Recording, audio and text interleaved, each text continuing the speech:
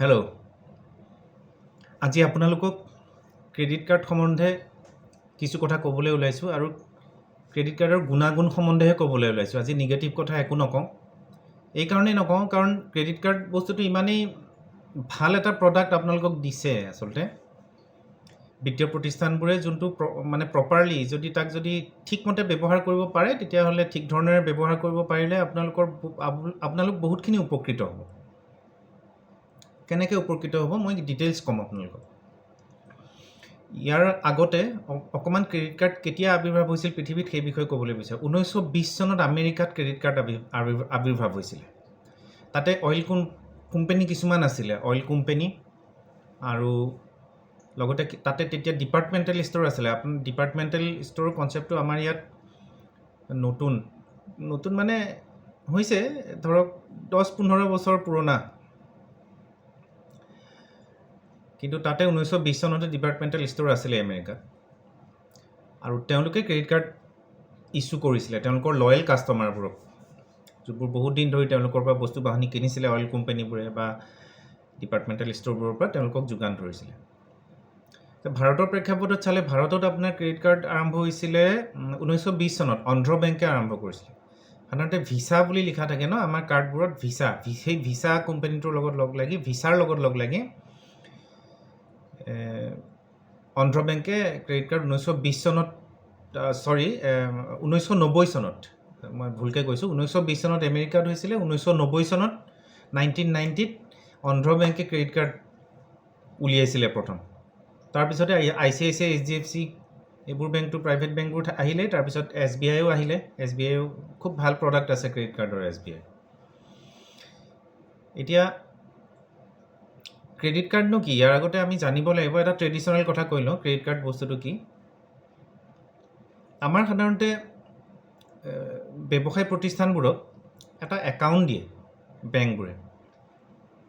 সেই একাউণ্টটোক কয় আপোনাৰ কেছ ক্ৰেডিট একাউণ্ট। ছাপ'জ আপুনি FD জমা দিলে বেংকত, আপুনি ছাপ'জ 1 কোটি টকাৰ FD জমা দিলে। আপোনাৰ FD আছিলে বা আপোনাৰ প্ৰপাৰ্টি আছিলে, প্ৰপাৰ্টি বন্ধকত দিলে বেংকত,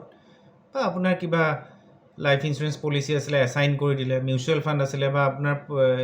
আছিলে শ্বেয়াৰ আছিলে, শ্বেয়াৰবোৰ এছাইন কৰি দিলে বেংকক। বেংকে ৰাখি থৈ পেলাই 1 কোটি টকা দিলে, 80% চেংচন কৰিলে, 80 লাখ টকাৰ আপোনাক ক্ৰেডিট লিমিট দিলে। মানে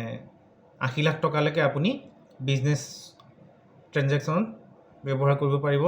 সেই একাউণ্টটোৰ পৰা, সেই পাৰ্টিকুলাৰ বেংকৰ সেই একাউণ্টটোৰ পৰা। আৰু তাতকৈ ওপৰত যদি আপুনি ব্যৱহাৰ কৰে তেতিয়া চাৰ্জ লাগিব, চিভিল বেয়া হ'ব, ফাইন লাগিব, এক্সজষ্টেড হৈ যাব একাউণ্টটো। এডহক লিমিট যদি লয় বা এক্সট্ৰা লিমিট যদি লয় তেতিয়া নিগেটিভ পইণ্ট। আপুনি যিমান 80 লাখ টকাৰ যদি ক্ৰেডিট লিমিট আছে তাৰ তলত সদায় ব্যৱহাৰ কৰিব লাগে, 80 লাখৰ ভিতৰত থাকিব লাগে আপোনাৰ লিমিট। আৰু সেই লিমিটটোৰ ভিতৰত আপুনি ছাপ'জ 1 লাখ টকা এটা উলিয়ালে আজি ব্যৱসায়ৰ কাৰণে, এদিনৰ বা দুদিনৰ পিছত আপুনি পইচাটো ৰিটাৰ্ণ কৰিব, ইণ্টাৰেষ্ট এটা ৰাখিব, এদিন, দুদিন, 3 দিনৰ ৰাখি পেলাই তেওঁলোকে পইচাটো লৈ ল'ব, আকৌ লিমিটটো ছেম হৈ থাকিব। 80 লাখ টকাৰ আছিল, 40 লাখ টকা উলিয়ালে, এসপ্তাহৰ পিছত 40 লাখ টকা পে' কৰি দিলে, 40 লাখৰ ওপৰত তেওঁলোকে ইণ্টাৰেষ্ট এটা ল'লে, আকৌ 80 লাখ টকা হৈ থাকিল। তেনেধৰণে কেছ ক্ৰেডিট একাউণ্টটো ইউজ কৰে। আৰু কেছ ক্ৰেডিটত ছিকিউৰ্ড একাউণ্ট, ঠিক তেনেদৰে ক্ৰেডিট কাৰ্ডত আকৌ ছিকিউৰ্ড নহয়, আনছিকিউৰ্ড। আপোনাৰ ফাইনেন্সিয়েল ট্ৰেনজেকশ্যন কোনোবা এটা বিত্তীয় প্ৰতিষ্ঠানৰ ওপৰত ভিত্তি কৰি, বা আপোনাৰ কোনোবা অনলাইন প্লেটফৰ্মত আপোনাৰ প্ৰপাৰলি আপুনি প্লেটফৰ্মৰ পৰা প্ৰডাক্ট কিনি আছে, তাৰ ওপৰত বেছ কৰি, মেবি আপোনাৰ চাকৰিটোৰ ওপৰত বেছ কৰি কোম্পানীবোৰে এখন ক্ৰেডিট কাৰ্ড ইছ্যু কৰে। ICICI বেংক হ'ব পাৰে, HDFC বেংক হ'ব পাৰে, এক্সিছ বেংক হ'ব পাৰে, কানাড়া বেংক হ'ব পাৰে, বেংক অফ বৰোদা হ'ব পাৰে, ইণ্ডাছইণ্ড বেংক হ'ব পাৰে। যিকোনো বেংকে আপোনাক ক্ৰেডিট কাৰ্ড ইউজ কৰিব সেই বেংক ট্ৰানজেকশ্যনৰ ওপৰত বেছ কৰি। বা আপুনি অনলাইন প্লেটফৰ্মত যদি আপুনি বস্তু কিনা বেচা কৰে, অনলাইন প্লেটফৰ্মবোৰেও কোনোবা বেংকৰ লগত টাই আপ কৰি আপোনাক এখন ক্ৰেডিট কাৰ্ড ইছ্যু কৰিব, বা আপোনাৰ ইনকামৰ ওপৰত বেছ কৰি ক্ৰেডিট কাৰ্ড ইছ্যু কৰিব। সেই ক্ৰেডিট কাৰ্ডখনৰ এটা লিমিট থাকিব, 1 লাখ হ'ব পাৰে, 10 লাখ হ'ব পাৰে, 5 লাখ হ'ব পাৰে। এতিয়া সেই লিমিটটো আপুনি তাৰ ওপৰত আপুনি তাতকৈ বেছি ইউজ কৰিব নোৱাৰে, সেই লিমিটটোৰ ভিতৰতে ইউজ কৰিব লাগিব। এতিয়া ক্ৰেডিট কাৰ্ডখননো কিয় মানে জৰুৰী, কি কাৰণত আচলতে জৰুৰী? ক্ৰেডিট কাৰ্ডখন জৰুৰী এইটো কাৰণে জৰুৰী মোৰ ব্যক্তিগত অনুভৱৰ পৰা কওঁ আপোনাৰ ছাপোজ কোনোবা পৰিয়ালৰ মানুহ ইমিডিয়েট ফেমিলি মেম্বাৰ হস্পিটেলত ভৰ্তি হ'ল আপোনাৰ হাতত কেছ নাই তেখেতৰ হেল্থ ইঞ্চুৰেঞ্চো কৰি থোৱা নাই আপুনি কি কৰিব এতিয়া লগৰ বন্ধুক খুজিব লগৰ বন্ধুক ফোন কৰোঁতে ক'লে যে মোৰ হাতত নাই এনেকুৱা তাত মেজৰ বেমাৰ হৈছে আপুনি মাটি বেছি দিব বোলে মই অতি কম মূল্যতে মই মাটি অলপ বেছি সাধাৰণতে যোনটো লোৱাৰ মিডিল ক্লাছ ফেমিলিবোৰে কৰে বা খুব বেছি খৰচ হ'লে মিডিল ক্লাছ ফেমিলিও কৰে তাৰ সলনি আপোনাৰ যদি ক্ৰেডিট কাৰ্ড থাকে আপুনি ইমাৰ্জেঞ্চি ইউজৰ কাৰণে ক্ৰেডিট কাৰ্ডখন ইউজ কৰিলে সেই পইচাটো ইউজ কৰিলে আপুনি কাৰোৰ পৰা ধাৰো খুজিব লগা নহ'ল কাকো ক'ব লগাও নহ'ল ইউজ কৰি আপুনি নিৰ্দিষ্ট টাইম দিব তেওঁলোকে টাইমৰ ভিতৰত আপুনি পইচাটো পে' কৰি দিলে এতিয়া ক্ৰেডিট কাৰ্ড যেতিয়া ইউজ কৰিব ক্ৰেডিট কাৰ্ডত নিয়ম থাকে আপোনাৰ আজি 1 তাৰিখ ছাপোজ মাহৰ 1 তাৰিখে আপুনি ছাপোজ 1 লাখ টকাৰ এখন ক্ৰেডিট কাৰ্ড আছিল আপোনাৰ আপুনি 10,000 টকা এটা উলিয়ালে পুংখানুপুংখৰূপে মই কৈ যাম প্ৰথম কথাটো কেনেকুৱা কথাটো 10,000 টকাটো উলিয়াই 10,000 টকাটো উলিওৱাৰ পিছত 30 তাৰিখে বিল আহিব আপোনাৰ 1 তাৰিখে 10,000 টকা উলিয়ালে এটা ঘড়ী কিনিলে ছাপোজ 30 তাৰিখে বিলটো আহিব বিলখন আপোনাৰ অনলাইনত আহিব নহ'লে আপোনালৈ মেছেজ কৰিব সাধাৰণতে মেইলত আহিলে বিলখনত তেওঁলোকে দুটা বস্তু লিখা থাকিব দুটা বস্তু আপুনি তাতে দেখা পাব এটা থাকিব এটা ওপৰত থাকিব ক্ৰেডিট লিমিট 1 লাখ টকা তাৰ তলত থাকিব ইউজেছ 10 লাখ টকা 10,000 টকা ডিউ 10,000 টকা আৰু মিনিমাম ডিউ 500 টকা ছাপোজ লিখি দিলে 1 তাৰিখে পইচাটো খৰচ কৰিলে 30 তাৰিখে বিল আহিল তাত থাকিলে 10,000 টকা বিল ক'লে আপুনি ঘড়ীটো কিনিছিলে ডিউ আৰু মিনিমাম ডিউ 500 টকা ক'লে এতিয়া আমাৰ সাধাৰণতে মানুহে কি কৰে বিলখন যেতিয়া 10,000 টকা আহিল নেক্সট মান্থত মানুহজনে কেনেকৈ দিব মানুহজনৰ হাতত যদি পইচা নাথাকে মানুহজনে কি কৰে পইচাটো নিদিয়ে কোনেও ফোনো নকৰে পইচাটো নিদিয়ে আৰু দিবনো কেনেকৈ লাগে নাজানে মিনিমাম ডিউনো কি সেইটোকো নাজানে এতিয়া কথা হৈছে আপোনাক এই মিনিমাম ডিউ এটা অপশ্যন দিছে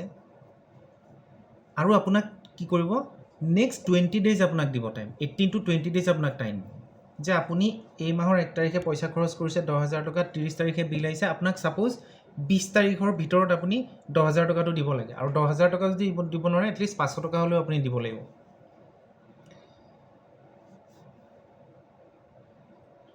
এতিয়া মানুহে ভয় খাই যায় তেওঁৰ হাতত 20 দিন আছে দিবৰ কাৰণে 20 দিনৰ ভিতৰত তেওঁ 500 টকাটো দিব পাৰে 500 টকাটো দিলে তেখেতৰ একো নহয় চিভিল টিভিল একো নহয় চব ঠিক থাকিব আৰু 10,000 টকাটো দি দিলে একো চাৰ্জ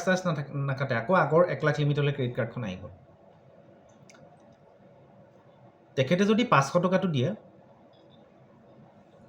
500 টকাটো দিয়াৰ পিছত তেখেতৰ বিল থাকিব নেক্সট মান্থৰ কাৰণে 9,500 টকা হিডেন কষ্টটো কি 9,500 টকাৰ ওপৰত 9,500 টকাৰ ওপৰত 3.42% এটা তেওঁলোকে নেক্সট বিলখনত চাৰ্জ কাটিব আপুনি 500 টকাটো দিলে নহয় 9,500 টকা থাকিল তাৰ ওপৰত 3.42 চাৰ্জ কাটিব আৰু 3.42 চাৰ্জ কাটিলে আপোনাৰ 325 টকা হ'ল ছাপোজ 9,500 টকা ইনটু 3.42% উলিয়ালে 325 টকা হ'ল সেই 325 টকাটোৰ ওপৰত 18% GST কাটিব সেইটো আপুনি 325 টকাৰ ওপৰত যদি 18% GST লয় তেতিয়াহ'লে 59 ৰুপিজ হয় টোটেল কিমান হ'ব 384 আৰু 9,500ৰ লগত 384 যোগ কৰিলে 9,884 হ'ল নেক্সট মান্থৰ যোনখন বিল আহিব আপোনাৰ তাতে 9,884 বিল আহিব মানে 3.42%টো মই মিনিমাম ধৰিছোঁ মানে এটা ষ্টেণ্ডাৰ্ড ধৰিছোঁ বেলেগ বেংকৰ সেই পাৰ্চেণ্টেজটো মান্থলি যোনটো কাটে চাৰ্জ সেইটো বেলেগ হয় সেই হিডেন কষ্ট বুলি যে আমাৰ কৈ থাকে এইটোৱে হিডেন কষ্ট এতিয়া সেই বিলখন নেক্সট মান্থত আহিলে 9,884 আহিব তাতো আকৌ এটা মিনিমাম ডিউ থাকিব ছাপোজ তাত 400 টকা মিনিমাম ডিউ দিলে এতিয়া ইন দ্য মিন টাইম আপুনি পইচা যদি বেছিকৈ পায় প্ৰথমে মিনিমাম ডিউটো দি ল'ব বা মিনিমাম ডিউটো নিদিলেও আপুনি ছাপোজ 9,500 টকাৰ বিল আহিছে 10,000 টকাৰ বিল আহিছে 9,500 টকা 500 টকা মিনিমাম ডিউ কৈছে 9,500 টকা দিব লাগে আপুনি 1,000 টকা এটাও দি থ'ব পাৰে তেতিয়াও একো নহয় চিভিল টিভিল ঠিক থাকিব তেতিয়া অভাৰঅল চাৰ্জটো কম কাটিব এতিয়া 500 টকাটো মিনিমাম ডিউটো দিলে 9,500 টকাৰ ওপৰত ইণ্টাৰেষ্ট কাটিব আৰু যদি আপুনি 1,000 টকা এটা দি দিলে তেতিয়া 9,000 টকাৰ ওপৰত ইণ্টাৰেষ্ট কাটিব মানে কমি যাব ন ইণ্টাৰেষ্ট তো সেই ধৰণে ইউজ কৰিব পাৰে থকা বান্ধা ৰুল নাই তাকে নকৰি মানুহে কি কৰে নিদিয়ে পইচাটো আৰু কি কয় ডিউ ডেটৰ পিছত দিয়ে নেক্সট 20 ডেজ আপোনাক ডিউ ডেট দিছে 30 দিনৰ পিছত বিল আহিছে নেক্সট 20 ডেজ ডিউ ডেট দিছে ডিউ ডেটৰ ভিতৰত আপুনি পইচা দিব লাগে তাকে নকৰি পইচা নিদিয়ে ডিউ ডেটৰ বাহিৰলৈ যদি গুচি যায় তেতিয়া চাৰ্জ কাটিব আকৌ এক্সট্ৰা চাৰ্জ কাটিব তাৰ ওপৰত সেইটো হিচাপটো আহি যাব আপোনালৈ মেছেজ কৰিব আৰু লগে লগে চিভিলত এফেক্ট কৰিব কিন্তু মিনিমাম ডিউটো ষ্টিপুলেটেড টাইমৰ ভিতৰত যদি দিয়ে তেতিয়া এফেক্ট নকৰে কেতিয়াও এফেক্ট নকৰে কিন্তু যদি ষ্টিপুলেটেড টাইমৰ পিছত দিয়ে তেতিয়াহ'লে এফেক্ট কৰিব অকণমানটো চাৰ্জ কাটিবই আপোনাক ইমান সুবিধা দিছে সেই কথাটোকে মানুহে নিগেটিভলি ল'লে নহয় আচলতে সেইটোৱে হ'ল তেনেকেই ক্ৰেডিট কাৰ্ড ইউজ কৰে যিসকল মানুহে বেছিকৈ পইচা উলিয়াইছে তেওঁলোকৰ মিনিমাম ডিউটো দি তেওঁলোকে থৈ দিলে নেক্সট মান্থত আকৌ নেক্সট মান্থত পইচা পালে তেনেকৈ এডজাষ্ট কৰি পইচাটো দি দিলে আকৌ আগৰ হেৰিলৈ আহি গ'ল ইনফেক্ট আপোনাৰ তেনেকুৱা ধৰণৰ বিহেভিয়াৰ যেতিয়া দেখিব তেওঁলোকে চাই থাকে কোম্পেনীয়ে আপোনাক আৰু লিমিট বঢ়াইহে দিয়ে ফোন কৰিব আপোনাৰ প্ৰপাৰলি ইউজ কৰি আছে আপোনাক আৰু লিমিট বঢ়াই দিওঁ নেকি কথাবোৰ তেনেকুৱা আৰু মেক্সিমাম টাইম ইমাৰ্জেঞ্চিৰ কাৰণে ইউজ কৰা উচিত আৰু যদি খৰচো কৰিছে তেতিয়াহ'লে আপোনাৰ আয় যদি 1 টকা হয় 1 টকা 50 পইচা খৰচ নকৰিব আমাৰ সাধাৰণতে আইছে ব্যয় নহয়তো আমাৰ ইম্পালচিভ যোনটো ডিচিশ্যন কিছুমান লওঁ ফটককৈ ডিচিশ্যন লৈ পেলাই আমি মানুহৰ হিউমেন টেণ্ডেঞ্চি মেটেৰিয়েলিষ্টিক থিংছবোৰৰ প্ৰতি আমাৰ আগ্ৰহটো বেছি মনটো বান্ধি ৰাখিব নোৱাৰোঁ গতিকে আমাৰ ছাপ'জ ইনকাম যদি 1 টকা হয় আমি 1 টকা 10 পইচা খৰচ কৰা উচিত নহয় আমি 90 পইচা খৰচ কৰিব পাৰোঁ 80 পইচা খৰচ কৰিব পাৰোঁ ঠিক তেনেধৰণে ক্ৰেডিট কাৰ্ডখন ইউজ কৰাৰ আগতেও সেই বস্তুটো চাই ল'ব লাগে বা আপোনাৰ ইমাৰ্জেঞ্চি আহিলে ইউজ কৰিলে তাত আকৌ ফ্লেক্সি EMI আছে ফ্লেক্সি EMI বোলা বস্তু এটা আছে ফ্লেক্সি EMIটো হৈছে কি আপুনি ছাপ'জ 5 লাখ টকা ইউজ কৰিলে বা 1 লাখ টকা গোটেইটো ইউজ কৰিলে আপুনি সেইটো ফ্লেক্সি EMIলৈ কনভাৰ্ট কৰিব পাৰে আপোনালৈ ফোন আহিব আপুনি ফ্লেক্সি EMI কৰিব বিচাৰে নেকি আৰু ফ্লেক্সি EMIৰ ডেটটো কেনেকুৱা আপুনি নেক্সট মান্থৰ পৰা EMI ষ্টাৰ্ট হ'ব আফটাৰ 30 ডেজ বিল জেনেৰেট হ'ব ফ্লেক্সি EMI কৰিলে আপুনি যে বিলৰ EMIটো যে পে' কৰিব 20 ডেজ পাব আপুনি নৰ্মেল লোন এটা ল'লে আপুনি বেংকৰ পৰা আপুনি মাত্ৰ এদিনে সময় পালে সেই দিনৰ ভিতৰত যদি EMI ডেবিট নহ'ল তেতিয়াহ'লেতো আপোনাৰ চাৰ্জ লাগি গ'ল প্লাছ চিভিলত এফেক্ট কৰিলে ক্ৰেডিট কাৰ্ডৰ ফ্লেক্সি EMIটোৰ ক্ষেত্ৰত আপোনাৰ 20 ডেজ টাইম দিয়ে তেওঁলোকে EMIটো পে' কৰিবৰ কাৰণে ইণ্টাৰেষ্টটো অকণমান বেছি ইণ্টাৰেষ্টটো নৰ্মেল হেৰিতকৈ অকণমান বেছি তথাপিতো ষ্টেট বেংকত ইমান বেছি নহয় আৰু এনেকুৱা ইণ্টাৰেষ্টটো নহয় যে দিব নোৱাৰা ইণ্টাৰেষ্ট আৰু সেইমতে আপুনি পে' কৰি থাকিলে ইফালে আপুনি ৰিৱাৰ্ড পইণ্টটো পায় ক্ৰেডিট কাৰ্ড ইউজ কৰিলে কিছুমান আপুনি ভালকৈ ইউজ কৰিলে ৰিৱাৰ্ড পইণ্ট দিয়ে সেই ৰিৱাৰ্ড পইণ্টবোৰ এনকেজ কৰিব পাৰে ইনফেক্ট আপুনি ক্ৰেডিট কাৰ্ড ল'লে কিছুমান পেট্ৰল পাম্পত আপুনি সুবিধা পায় আপুনি লঞ্চবোৰ আছে আপোনাৰ এয়াৰপৰ্টৰ যোনবোৰ লঞ্চ আছে আপুনি জিৰণি কোঠা বা তাতে কিবাকিবি বস্তু কিনিলে ভিতৰত বহুত কিবাকিবি সেইবোৰ সুবিধা দিয়ে তেওঁলোকে তাত বহুত ডিছকাউণ্ট দিয়ে চাৰ্জ নলয় সেইবোৰ সুবিধা থাকে এয়াৰ টিকেট বুকিঙত আপুনি কেছবেক পায় আপুনি 10,000 টকাৰ টিকট কাটিলে ছাপ'জ 5% কেছবেক পালে বিল দিয়াৰ পিছত আপোনাক কেছবেকটো দি দিলে সিহঁতে অট'মেটিক আপোনাৰ একাউণ্টত প্লাছ হৈ যাব তেনেকুৱা ধৰণৰ সুবিধা পায় গতিকে যিসকল মানুহে জানে তেওঁলোকে মেক্সিমাম মানুহে ক্ৰেডিট কাৰ্ড ইউজ কৰে আৰু যিসকল মানুহে নাজানে তেওঁলোকে সমাজত এটা নিগেটিভ এটা মানে ইমেজ এটা দিয়ে যে মই ক্ৰেডিট কাৰ্ড ইউজ কৰিলোঁ একেবাৰে মোক এনেকৈ কাটিলে তেনেকৈ নাকাটে কিছুমান ৰুলছ থাকে ৰুলছৰ আণ্ডাৰত আপোনাক কাটিব আপুনি যদি ৰুলছ ফ'ল' নকৰে ইউজ কৰিব নাজানে তেতিয়াহ'লেহে আপোনাৰ পৰা কাটিব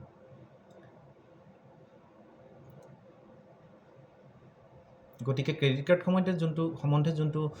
আমাৰ ভুল ধাৰণা সেই বস্তুটো আমি মানে আঁতৰাই দিয়া উচিত আৰু এটা বস্তু থাকে ক্ৰেডিট কাৰ্ডত যে এনুৱেল মেইনটেনেঞ্চ ফিজ এটা থাকে এনুৱেল মেইনটেনেঞ্চ ফিজটো আজিকালি most of the credit card যোনবোৰ অফাৰ আণ্ডাৰত দিয়ে তেওঁলোকৰ এনুৱেল মেইনটেনেঞ্চ ফিজটো 0 হয় আৰু যোনবোৰত এনুৱেল মেইনটেনেঞ্চ ফিজ থাকে সেইবোৰ এটা লিমিট থাকে যেনে আপুনি ক্ৰেডিট কাৰ্ডখন ইউজ কৰিছে ইয়েৰলি ছাপ'জ 50,000 ইউজ কৰিবই লাগিব আপুনি 1 লাখ টকা ইউজ মানে ট্ৰেঞ্জেকশ্যন কৰিব লাগিব তেতিয়া তেওঁলোকে এনুৱেল মেইনটেনেঞ্চ ফিজ নাকাটে আপুনি ক্ৰেডিট কাৰ্ডখন লৈ পেলাই 5 পইচা এটাও ইউজ কৰা নাই আপোনাক এনুৱেল মেইনটেনেঞ্চ ফিজ কাটি দিব কথাবোৰ তেনেকুৱা ধৰণৰ গতিকে আমাৰ যোনটো সমাজত যোনটো নিগেটিভ যোনটো মানে ভাইব এটা ক্ৰিয়েট হয় যে ক্ৰেডিট কাৰ্ড ল'ব নালাগে এইটো কৰিব নালাগে সেইটো কৰিব নালাগে আপুনি নিজে লৈ চোৱাৰ পিছত আপুনি ইউজ কৰি চাব আপুনি চিভিল সম্বন্ধে যদি জ্ঞাত ক্ৰেডিট কাৰ্ডখনৰ ৰুলছ তেওঁলোকে নিজে তাতে দি দিব যে মিনিমাম দিওঁ আপুনি দি পেলাই চাওক তাৰপিছত চাওক আপোনাৰ চিভিল উঠিহে যাব চিভিল তললৈ নাযায় কিন্তু আপোনাক 20 দিন টাইম দিছে 30 দিনৰ পিছত বিল জেনেৰেট হৈছে 20 দিন আপোনাৰ ডিউটো পে' কৰিবৰ কাৰণে টাইম দিছে আকৌ লগত মিনিমাম ডিউ এটাও দি দিছে সেইটো পে' কৰিবৰ কাৰণে টাইম দিছে আপুনি যদি পে' নকৰি পেলাই কয় যে ক্ৰেডিট কাৰ্ড বেয়া কোম্পানীটো বেয়া গতিকে যোনটো সমাজত নিগেটিভ এটা মেছেজ দিবলৈ বিচৰা হয় যোনবোৰ জানে মানুহ, যোনবোৰ ধনী ধনী মানুহ, যিসকলে জানে, যিসকলে ফ্লাইটত এনি টাইম ঘূৰি থাকে, ইখন চহৰৰ পৰা সিখন চহৰলৈ ঘূৰি থাকে অনবৰতে, বা তেওঁলোকে ব্যৱসায় বাণিজ্যৰ ক্ষেত্ৰতো বহুতে ক্ৰেডিট কাৰ্ড ব্যৱহাৰ কৰে। মইতো বিজনেছমেনো পাইছোঁ যিসকলে ক্ৰেডিট কাৰ্ড ধুনীয়াকৈ ব্যৱহাৰ কৰি থাকে, 10 লাখ 15 টকাৰ লিমিট লৈ পেলাই ক্ৰেডিট কাৰ্ড ইউজ কৰি থাকে বিভিন্ন বেংকৰ। বিজনেছ চলাই থাকে তেওঁলোকে, কাৰণ তেওঁলোকে ইউজটো জানে। যদি তোমাক ডেট এটা দিছে, ডেটটোৰ পিছত যদি ইউজ নকৰা, গতিকে আমি ক্ৰেডিট কাৰ্ডসমূহতে যোনটো ভুল ধাৰণা সেইটো মই ইয়াৰ জৰিয়তে ক্লিয়াৰ কৰিবলৈ বিচাৰিছোঁ। বা মই কোনো ক্ৰেডিট কাৰ্ডৰ অথৰাইজ এজেণ্ট নহয়, মই ক্ৰেডিট কাৰ্ড চেল নকৰোঁ, না মই কোনো ক্ৰেডিট কাৰ্ড কোম্পানীৰ মেনেজাৰ। জাষ্ট মই এটা ক্ৰেডিট কাৰ্ড সম্বন্ধে আপোনালোকক আইডিয়া এটাহে দিছোঁ। যিহেতু মই ফাইনেন্সিয়েল প্ৰডাক্ট আজি 22 বছৰ ধৰি মই